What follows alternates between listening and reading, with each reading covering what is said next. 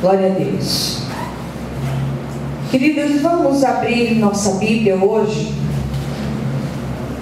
no livro profético de Ezequiel, no capítulo 47.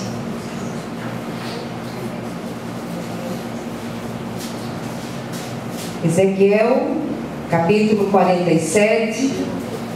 Nós vamos ler do versículo 1 até o versículo 12. Amém?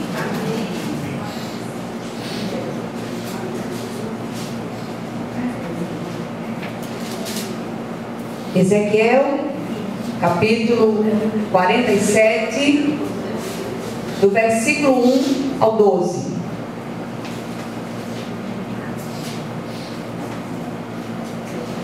Glória a Deus. Então diz assim a palavra do Senhor: depois disto, o homem me fez voltar à entrada do templo, e eis que saíam águas de debaixo do limiar do templo para o oriente, porque a face da casa dava para o oriente, e as águas vinham de baixo, do lado direito da casa, do lado sul do altar. Ele me levou pela porta do norte e me fez dar uma volta por fora até a porta exterior que olha para o oriente.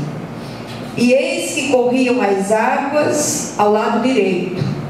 Saiu aquele homem para o oriente, tendo na mão um cordel de medir, mediu 1000 côvados e me fez passar pelas águas, águas que me davam pelos tornozelos. Mediu mais 1000 e me fez passar pelas águas, águas que me davam pelos joelhos. Mediu mais 1000 e me fez passar pelas águas, águas que me davam pelos lombos. Mediu ainda outros 1000, e era já um rio que eu não podia atravessar, porque as águas tinham crescido, águas que se deviam passar a nado, rio pelo qual não se podia passar. E me disse: viste isto, filho do homem? Então me levou e me tornou a trazer à margem do rio. Tendo eu voltado, eis que à margem do rio havia grande abundância de árvores de um e de outro lado. Então me disse: estas águas saem para a região oriental e descem a campina e entram no Mar Morto, cujas águas ficarão saudáveis.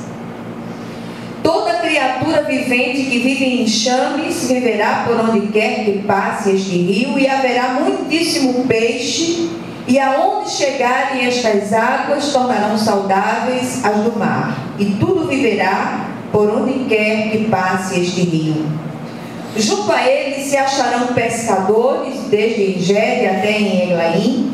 Haverá lugar para se estender em redes, o seu peixe segundo as suas espécies será como o peixe do mar grande, em multidão excessiva, mas os seus charcos e os seus pântanos não serão saudáveis, serão deixados para o sal. Junto ao rio, as ribanceiras, de um e de outro lado, nascerá toda sorte de árvore que dá fruto para se comer. Não fenecerá a sua folha, nem faltará o seu fruto nos seus meses. Produzirá novos frutos, porque as suas águas saem do santuário, o seu fruto servirá de alimento e a sua folha de remédio. Amém? Amém. É um texto relativamente longo da palavra. Eu, normalmente, quando os textos são longos, eu escolho o versículo-chave e faço a leitura, mas hoje eu fiz questão de ler todo o texto, para que você tivesse a oportunidade de ver todo o contexto daquilo que o Senhor deseja falar ao nosso coração nessa noite. Eu quero dizer amém à oração já feita pelo pastor Mauro, que o Senhor possa verdadeiramente falar aos nossos corações, renovar aqueles que estão abatidos, aqueles que estão precisando de um renovo do céu, precisam receber essa chuva que vem do céu, essa enchente do céu, para que sejamos renovados nos nossos corações em nome de Jesus. Amém? Amém. O texto lido, ele fala de uma visão gloriosa dada por Deus ao profeta Ezequiel, em um tempo de cativeiro, em um tempo de grande dificuldade, pelo qual passava o povo de Deus na época do cativeiro de Babilônia. E o Senhor levantou profetas, levantou Jeremias em Jerusalém, mas levantou Ezequiel lá na Babilônia, Daniel também. E o Senhor levantou esse homem de Deus como um profeta para trazer alento àqueles que achavam que estavam absolutamente mortos e que não havia saída para suas vidas. E nessa visão, o profeta é levado em espírito ou em visões de Deus à entrada do templo e vê águas que saem do limiar do templo para o oriente. Ele é levado por um homem que se apresenta com um cordel de medir e começa a medir o nível das águas e faz Ezequiel entrar. E quanto mais o profeta entra naquelas águas, mais ele percebe que o nível da água sobe. E esse homem que se apresenta aqui, nós encontramos esse homem outra vez lá atrás, no capítulo 40, no versículo 3, também trazendo na mão um cordel de medir. Essas águas que brotam do trono de Deus são águas que vivificam, são águas purificadoras. E embora essa visão tivesse uma aplicação para aquele momento presente que o povo de Deus estava vivendo, essa visão também tem uma aplicação para dias vindouros, tinha aplicação para dias vindouros, e nós podemos receber dessa plenitude, dessas águas que brotam do trono de Deus nos nossos dias. Nós estamos, como o pastor falou há pouco, passando por momentos de dificuldades. Nós, enquanto povo de Deus na terra, cada dia nós nos deparamos com uma situação difícil, tanto no nível pessoal quanto como igreja sobre a terra. Cada dia que passa nós percebemos que a perseguição aos cristãos, ela se levanta sobre a terra em determinados lugares, já não de uma forma subliminar, mas de uma forma absolutamente declarada. E nós precisamos ser visitados com um avivamento. Nós entendemos que estamos vivendo um tempo de avivamento sobre a terra. Precisamos orar por essa enchente do céu. Precisamos clamar ao Senhor que nos encha, que nos unja, que nos capacite para fazer a sua obra nesses dias. Domingo passado, nós falamos a respeito da necessidade do perdão, a necessidade de esvaziar o nosso coração, de tirar lá de dentro todo aquele lixo, tudo aquilo que tem travado a nossa vida e impedido um fluir pleno do Espírito de Deus em nós. Como é que fazemos isso? Fazemos isso em oração, ministrando perdão aos nossos ofensores. Mas uma vez esvaziados de todo esse lixo existencial, de todo esse lixo emocional que muitas vezes entulha as galerias espirituais do coração do crente, nós precisamos ser cheios do Espírito de Deus. E eu queria falar exatamente dessa enchente, que não é uma enchente qualquer, mas de uma enchente de águas purificadoras que descem do trono de Deus para inundar a vida dos fiéis. Ontem nós estávamos estudando a carta de Sardes, e eu dizia ao grupo que está estudando comigo que alguns autores dizem que aquela carta a Sardes devia ter um título: sepultamento ou avivamento. E a igreja precisa passar por esse avivamento. A igreja precisa clamar ao Senhor que Ele venha sobre nós, que a glória do Senhor encha os nossos corações como as águas cobrem o mar. A visão de Ezequiel nos dá conta que por onde essa torrente passou, tudo ganhou vida. A visão tanto aponta para a vivificação que acontece quando somos justificados pela fé em Cristo Jesus, que estávamos mortos nos nossos delitos e pecados, mas fomos vivificados por Deus, alcançados por essa misericórdia. Mas essa visão também aponta para a plenitude do Espírito de Deus na vida dos salvos.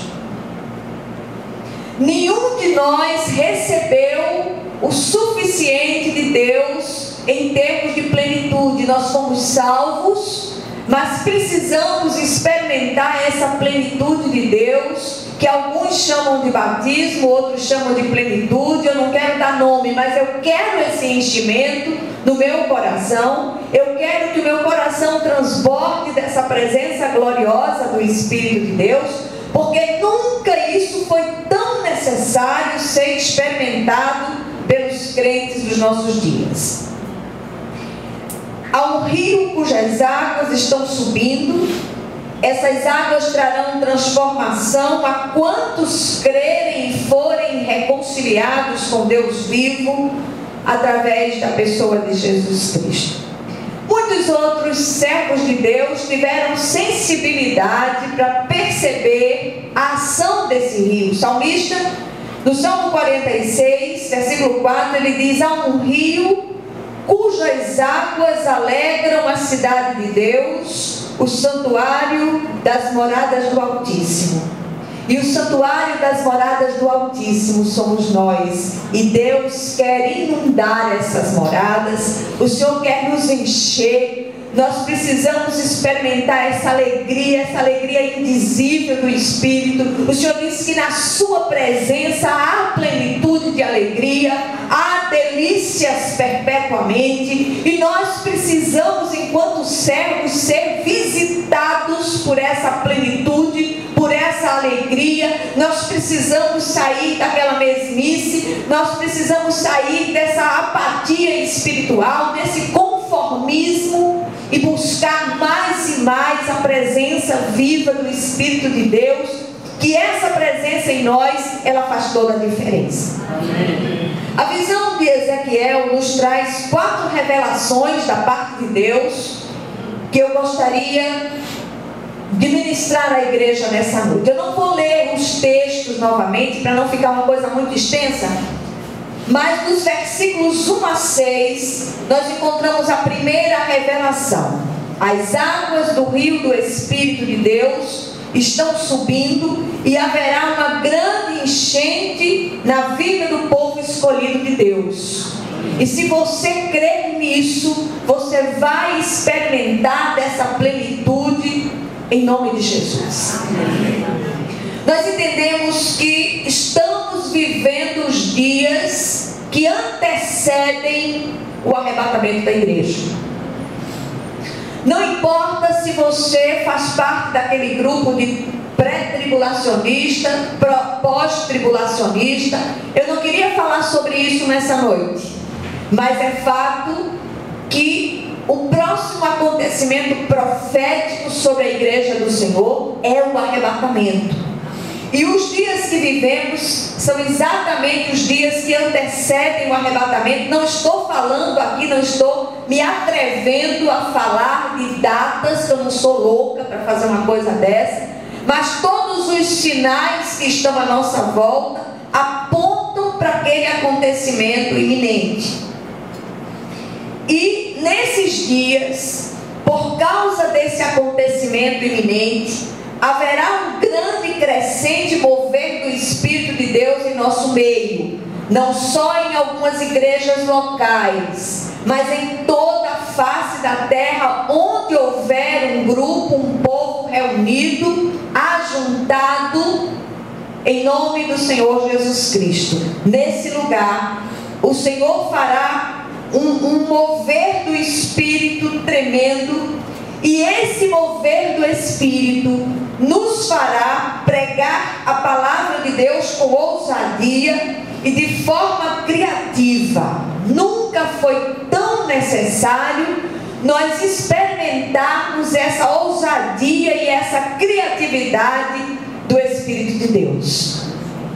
Queridos, nós vivemos a semana passada para cá, uma situação interessante. Nós estamos com o ministério de gravar os cultos, e esse culto tem sido passado para um canal da igreja no YouTube. E quando foi a semana passada, nós descobrimos que o canal tinha sido punido porque alguém tinha reclamado direitos autorais de um hino cantado pelo pastor Malta em dezembro de 2010, Noite de Paz. E Noite de Paz é um hino que é de domínio público. Ele é baseado numa canção portuguesa que várias denominações cristãs pela face da terra fizeram adaptações à sua própria língua e à sua própria denominação. Então, Noite de Paz é um canto de Natal conhecido e cantado pelo mundo cristão em toda a face da terra. E o pastor cantou esse hino com Manuela, e o canal recebeu uma notificação de que nós teríamos apenas 15 minutos para ministrar uma mensagem. E quando eu recebi essa notícia, eu percebi logo que havia uma ação maligna do nosso adversário para impedir que a palavra alcançasse mais pessoas. Então, na quinta-feira passada, eu preguei o sermão em 8 minutos. Foi de flash. E eu disse, se o nosso adversário se levantou para impedir que a palavra seja pregada, a palavra vai ser pregada. E foi pregada inteiro, o sermão inteiro em 8 minutos. O que é que eu quero dizer com isso? É que você precisa ter sensibilidade para perceber aquilo que o Espírito de Deus quer fazer através de você, para que a palavra, o ministério da palavra não seja impedido de ser realizado. Amém? Amém. Muitas vezes você passa por alguém, você só vai ter aquela oportunidade, 1 minuto, 2 minutos, você vai perder tempo. Então seja criativo. Mas essa criatividade é dom de Deus, e nós vamos buscar isso da parte do Senhor em nome de Jesus. Amém? Amém. Então o Senhor vai fazer com que nós, ao abrirmos a boca para pregar, o Senhor estenderá as mãos para curar, salvar, libertar e fazer sinais e prodígios, bem como abençoar a quantos estiverem à nossa volta. Os crentes serão inundados do poder do alto, como nos dias da igreja primitiva. As águas estão subindo, já não haverá parte rasa, mas será um rio tão caudaloso que precisaremos nos deixar levar pela força dessa torrente do céu, em nome de Jesus.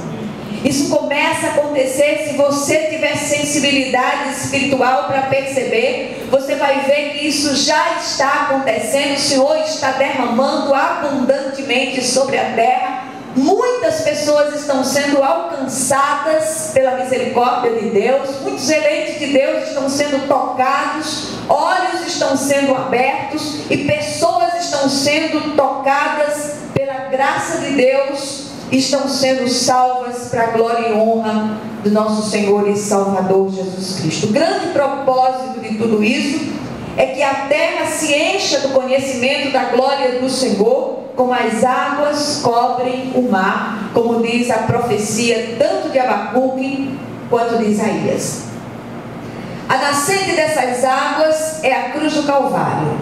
Pentecoste fez subir o nível das águas. Séculos mais tarde, com a reforma de Lutero, as águas cresceram ainda mais e há um novo e crescente fluir de Deus a cada dia. Em Zacarias, capítulo 14, versículo 8a, diz o seguinte: naquele dia correrão de Jerusalém águas vivas. Amém? Amém. Segundo a revelação do texto, nós encontramos no versículo 5: as águas dessa torrente subirão ao nível mais alto às vésperas do arrebatamento da igreja do Senhor. Ali Ezequiel já não podia tomar pé, as águas eram profundas demais e o controle da situação já não era mais do profeta, mas das águas. Quanto mais profundo navegamos nas águas do Espírito de Deus, mais as nossas vontades serão submetidas a Ele. Essas águas são vivificadoras, mas elas são também purificadoras. Então, não se admire do Senhor estar mexendo em várias áreas da sua vida. O Senhor vai fazer um grande mover no seu coração. O Senhor vai trazer restauração. O Senhor vai trazer libertação. O Senhor vai trazer cura. O Senhor vai trazer liberdade em várias áreas da nossa vida que nós nos sentimos muitas vezes aprisionados. Mas o Senhor é Deus libertador. E o Espírito de Deus é o Espírito de vida, é o Espírito que desce do trono, e essas águas vêm para transformar a sua vida. Para onde você estiver, o Senhor esteja se manifestando através de você, para a glória e honra do nome do nosso Senhor. Amém. Essas águas também trarão consertos na vida de muitos. Tudo que você e eu experimentamos até aqui é pequeno demais em comparação ao que está por vir. Quem tem ouvidos, como diz o Senhor no livro do Apocalipse, ouça aquilo que o Espírito diz à igreja. Terceira revelação: esse rio de vida trará renovo por onde ele passar. Amém? Amém.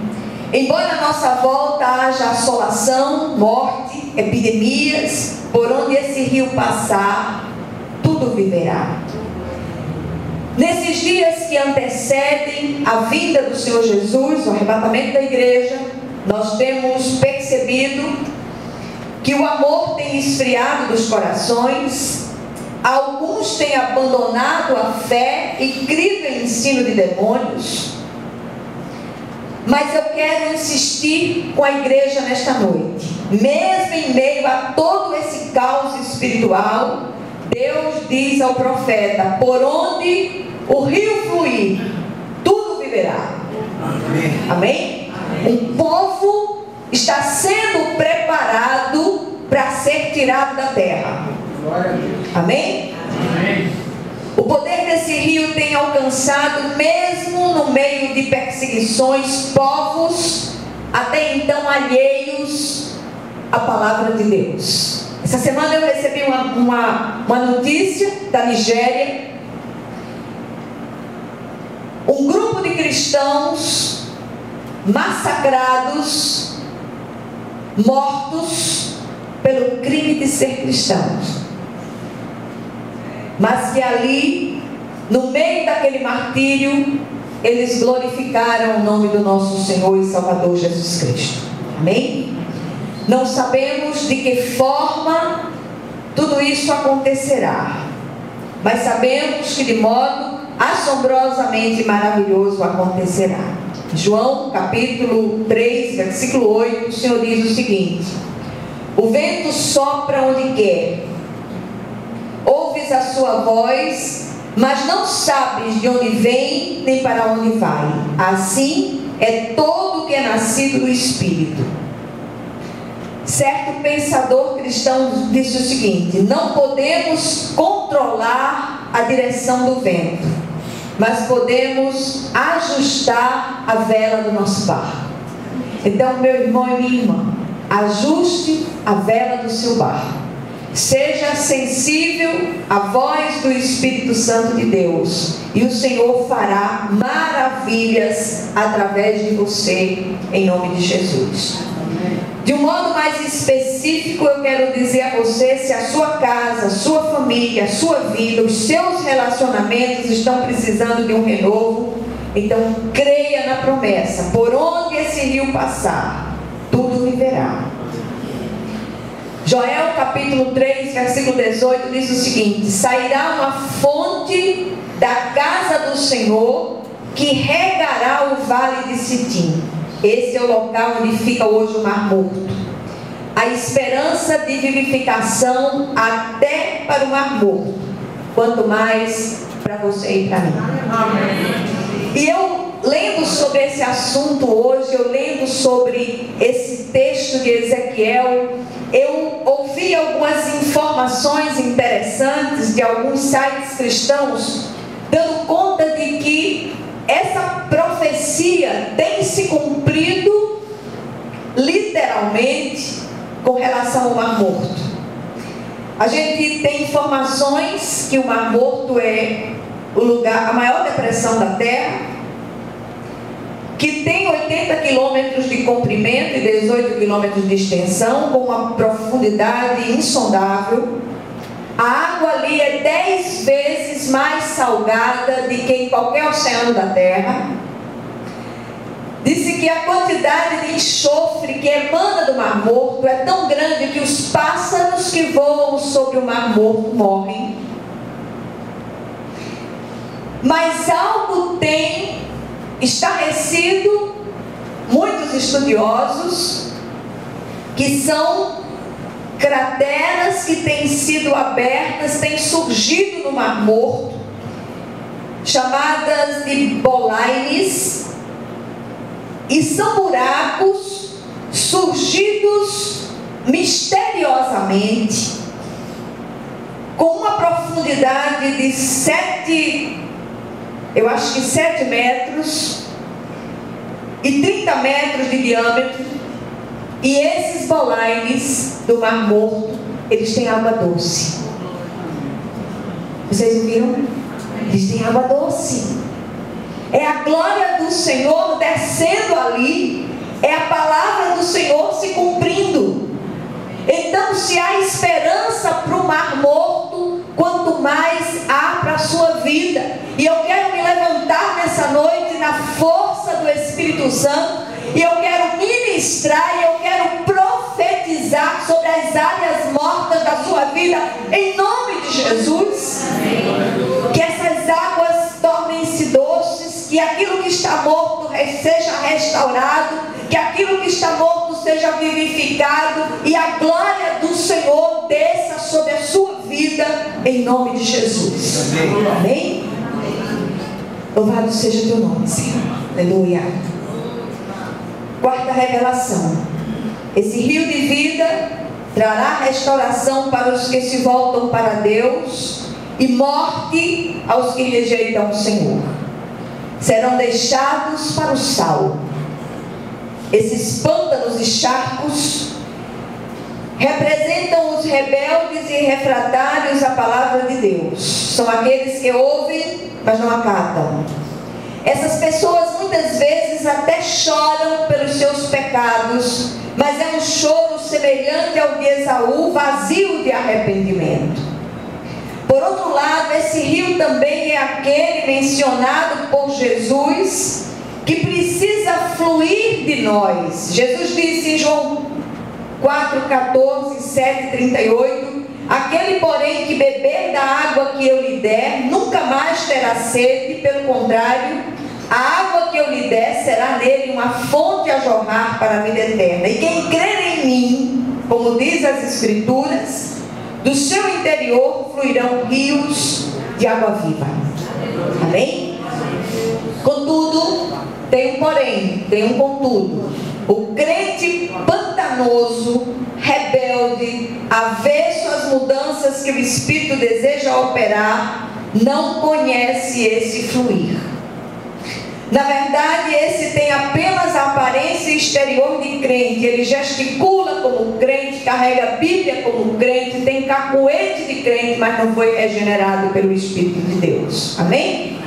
Então, no seu interior só flui com abundância queixas, lamentações, mexericos, críticas, acusações e amarguras. É disso que fala o versículo 11. Amém? Nem todos os que fazem parte do rol visível de membros das igrejas fazem parte de fato do rol dos que estão arrolados nos céus. Nem todo que me diz Senhor, Senhor entrará no reino dos céus, mas aquele que faz a vontade de meu Pai que está nos céus. Amém? Então, que o Senhor possa ministrar ao seu coração essa palavra. O que nos foi revelado aqui? Em primeiro lugar, o Senhor está enviando um grande avivamento do céu sobre o seu povo. A chuva vai cair. Será que estamos preparados? Segundo lugar, quanto mais avançamos para o arrebatamento crescimento da igreja, mais alto se tornará o nível dessas águas. Será que temos tido sensibilidade para perceber isso? Terceiro lugar, essas águas trarão vida por onde passarem. Que tudo que está morto em nossas vidas possa receber da força vivificadora desse rio de vida em nome de Jesus. Finalmente, essas águas também trarão purificação e conserto. Muitos ficarão de fora por causa da rebeldia e da resistência à palavra de Deus. Eu queria que você fechasse seus olhos agora, porque eu queria muito orar por você. Amém?